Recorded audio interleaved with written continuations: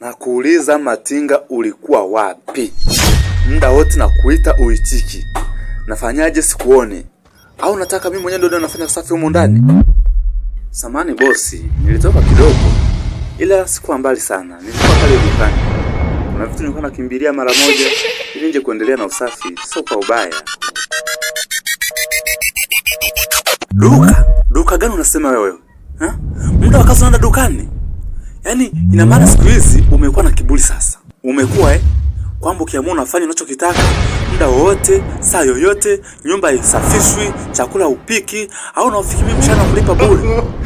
Hilo komwe utakuja urudishe kijijini. Mimi nakwambia ukweli. Sikuleta hapa mjini kufanya masiara. Nimekuleta hapa mjini ufanye kazi. Kama una kazi imekushinda, sema nikurudishe kijijini. Asubuhi kaende kula miogo huko. Kwa sababu ulikuja hapo umekonda konda, sasa hivi umenawiri, umejua kuvaa kupendeza, ndio unajifanya sasa hivi duka unaiweza sasa kwenda kila mara, dukani. Duka ya nyoko. Sasa mbona kama namuelewesha afa hataki kuelewa. Ana shida gani huyu? Kwa hiyo siku hizi bosi kutoka mpaka nikupigie simu nikujulishe kama natoka.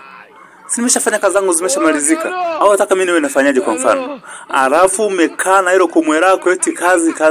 Na hii ni kazi. Au nafikiri kwa mimi nikitoka hapa nitaenda kufanya. Kwa taarifa yako na uwezo wa kufanya kazi popote na usinifanye chochote. Tafadhali naomba usiniendeshe. Fanya mambo yako na mimi nifanye mambo yangu. Mshahara wenyewe mshahara wa shida tu, kazi zenyewe ngumu, nisipumziki.